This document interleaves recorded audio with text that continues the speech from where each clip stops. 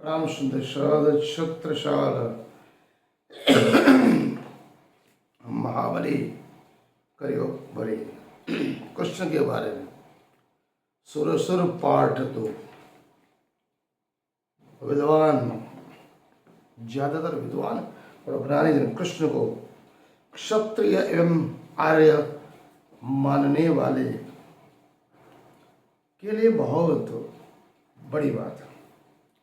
कृष्ण काल द्वापर युग से पहले त्रेता युग था, जिसे मर्यादा पुरुषोत्तम राम का युग कहा जाता है। तो उन्होंने राम रावण में भी इस भारत भूमि की, यहाँ के जो मलनिवासी है, उनकी परिस्थिति देखनी चाहिए। वाल्मीकि रामायण में जहाँ पर युद्ध कांड में 22 अध्याय में राम एवं समुद्र का संवाद है। राम लंका जाने हेतु समुद्र से कहते हैं कि आप सुख जाओ, मुझे सीता माँ को लेने के लिए समग्र वानर सेना के साथ समुद्र में से पसार हो रहा है। समुद्र बोलता है, विवश होता है, इसमें बहुत बड़े जानवर है, पानी में रहने वाले कीटक है, प्राणी है। अगर मैं सूख गया तो यहाँ की सभी प्रजातियाँ नष्ट हो जाएगी, मर जाएगी। आपको मैं कुछ ऐसा रास्ता दिखाता हूँ जिससे आप कुछ हो सके। मैं सुन नहीं सकता हूँ। राम क्रोधित हो जाते, बोले मैंने ये बाण तो चढ़ा दिया, अब ये बाण को मैं वापस ले नहीं सकता, क्योंकि वो बहुत अमोघ है, जहाँ भी पड़ेगा उस स्थल का संपूर्ण विनाश करेगा। समुद्र राम के समक्ष उपस्थित होता है और उनको कहता है कि आप नल नील, आपके यहाँ जो वानर है, बहुत बड़े आर्किटेक्ट इंजीनियर है, उसके बुद्धि शक्ति से, आप चातुर्य से, कौशल्य से आप समुद्र में एक पुल बनाओ, मैं भी सपोर्ट करूँगा, आप लंका पहुँच सकते हो। राम समुद्र की बात पर कहते हैं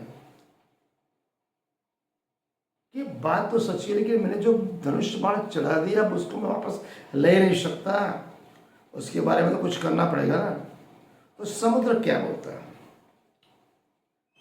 कि बताओ इस कहाँ पर मैं इस बाण को छोड़ो, ये राम बोलता है।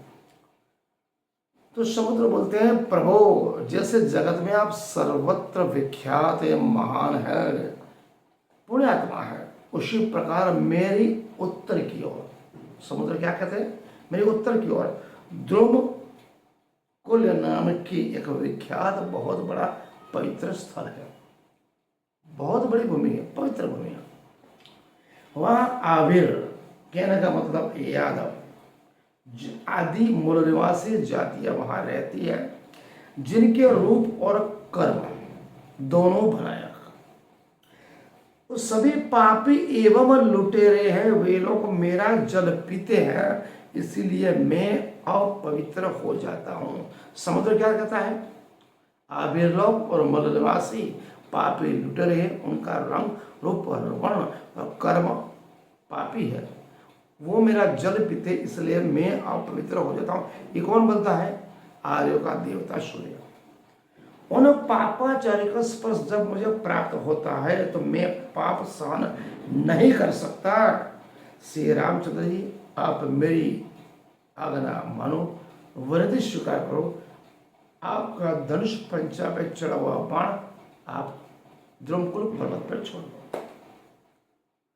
वह वज्र अलशांति समान तेजस्वी बाण जिस स्थान पर गिरा वो ध्रुवकुल पर्वत था। उस स्थान पर जैसे ही बाण पड़ा, समग्र भूमि, दुर्गम मरुभूमि, रणभूमि, संपूर्ण प्रजाति, मानव प्रजाति, यादव जाति, आर्य जाति, मूल निवासी जाति के साथ सभी प्राणी पक्षी संपूर्ण विनाश हो गया, मरुभूमि दुर्गम भूमि हो गई। ये रामायण की बात है, यह आविर मतलब यादव और मूल निवासी। राम रावण काल में यादव के राज्य ध्रुवकुल को समुद्र द्वारा अपवित्र बताने को कहा गया। और यादव को पापी और भयानक कर्म वाला लुटेरा बनाया। क्योंकि यादव कौन थे? न आर्य है, न क्षत्रिय है, अन्यथा वाल्मीकि और समुद्र की औकात कहां थी कि वो उन्हें पापी कह सकते। समुद्र का यह कथन यादवों के लिए स्पर्श मात्र से पीड़ित था। आहिर आबिर यादव मूल निवासी पानी को स्पर्श कर ले तो समुद्र अपवित्र हो जाता था। पापाचारी यादव से वो बिलबिलाता था। राम को समुद्र केवल स्पर्श करने के कारण बाढ़ ने छोड़े हो तो उकसाता है। अगर हम राम को भगवान कहते कण कण में राम, तो राम क्या समझ नहीं पाए कि द्रुमकुल पर्वत पे जो मानव प्रजाति रहती है वो भी मानव है। ईश्वर भगवान और परमात्मा के लिए मानव मात्र समान, उसके लिए तो कोई ऊंच नहीं, नीच नहीं, जात नहीं, पात नहीं, स्पष्ट अस्पष्ट छुआछूत कुछ भी नहीं। तो राम को हम क्या माने? सबसे बड़ी गलती, भूल या जानबूझकर यही राम के चरित्र पे शंका, प्रश्नार्थ चिन्ह करता है। तो निर्दोष यादव का राज्य द्रुमकुल दुर्गम बन गया, मरुभूमि बन गया, जिससे वो संपूर्ण श्रमों में हो जाता। समस्त मूल निवासी अनार्य यादव मूल निवासी मारे गए। जिस तरह वही परंपरा त्रेता के बाद द्वापर में चली। कलयुग में द्रोणाचार्य ने एकलव्य का अंगूठा काटा।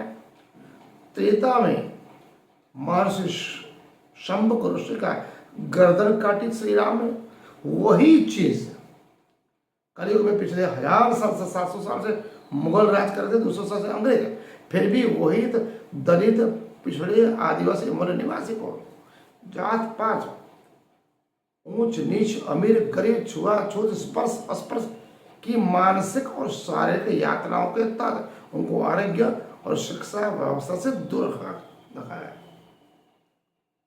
डॉक्टर बाबा साहब आंबेडकर ने इसीलिए कहा है मूलनिवासी शूद्रों, अति शूद्रों को, दलितों को, पिछड़ों को कुएं के पर पानी पीने का भी अधिकार नहीं था। भारत रत्न डॉक्टर बाबा साहब आंबेडकर, तभी तो उनको महान तालाब आंदोलन करना पड़ा अभी 70 साल पहले। तो उससे भी अधिक विटंबना क्या होगी इस मानव मात्र के लिए? एक कैसा मानसिक तौर पर गुलाम लोग हैं, इनसे मानसिकता कैसी क्रूर है। कहते हैं हिंदू अपने ही धर्म बिंदु भाई को छुआछूत ऊंच नीच में वो बांटते हैं। वो घटना तेतरापुर में द्रुमकुल में बनी, द्वापर में एकलव्य बनी, आज भी बन रही है। इसीलिए रामचरितमानस किसने लिखा? वाल्मीकि सर्वश्रेष्ठ है। तुलसीदास भी ब्राह्मण था। उन्होंने उत्तरकांड में क्या लिखा है? 129 पेज में लिखा है आविर यवन किरात खस स्वच्छादि अति अरूपे, अर्थात आहिर, मुसलमान, बड़ेलिया, खटिक, भंगी आदि पापी कौम या पाप योनि है। अब उनका लिखने वाला तुलसीदास, जिसको महान आध्यात्मिक पुरुष कहते हैं, जिसको ब्राह्मणों ने कभी स्वीकारा नहीं था। तुलसीदास स्वयं मस्जिद पे अंदर सोते थे। उस समय के अकबर के दरबार में जो रहीम था, साधु पुरुष, वो हर रोज 2 आने था, उससे वो भीख मांग के खाते थे और मस्जिद में सोते थे। ये बात प्रमाणित है। लेकिन बाद में ब्राह्मणों ने स्वीकारा कि भाई तो अपने विरुद्ध कुछ लिख नहीं रहा है, इसलिए तुलसीदास रामेश्वर, बाकी सब कपोल कल्पित बातें। ढोर, पशु, गवार, नारी, सबके श्रम अधम के अधिकारी, ये तुलसीदास कहता है। मतलब ढोर है, पशु है, गंवार है, उसके साथ नारी को तुलसीदास ने रखा। ये कैसी नीच मानसिकता है तुलसीदास की। वो धर्मगुरु है, ज्ञानीजनों के, जो कहलाते हैं ब्राह्मण, पुरोहित, पंडित, लेकिन कृष्ण के नाम से अपनी पाप लीला, वासना लीला, भोग विलास, मान सम्मान के तौर पर यहाँ के मूल निवासी को सारे मानसिक तौर पर गुलाम करे। हे आम्बेडकर वादियों, आप जागो। भारत रत्न डॉक्टर बाबा साहब आम्बेडकर क्या माना? शिक्षित बनो, संगठित बनो। संघर्ष तो आपको करना ही है। अगर आप पैदा हुए मृत्यु तक संघर्ष करना है तो जीवन में अंतिम दौर में आपको ये नहीं होना चाहिए कि मेरी आने वाली पीढ़ी ये ना सोचे जिस बाबा साहब आम्बेडकर के बदौलत समुद्र के तलक आज हम पढ़े लिखे गवर्नमेंट नौकरी करते हैं, बिजनेस धंधा करते हैं, चार इंसान के बीच में कुछ बोल सकते हैं। उन्होंने कुछ नहीं कहा। भारत रत्न बाबा साहब आम्बेडकर के जो नियम सिद्धांत को अगर दुनिया में फैलाएंगे आने वाली पीढ़ी हमको मान सम्मान देगी, अन्यथा माफ नहीं करेगी। आज का अध्याय यहाँ पूर्ण करते प्रणाम।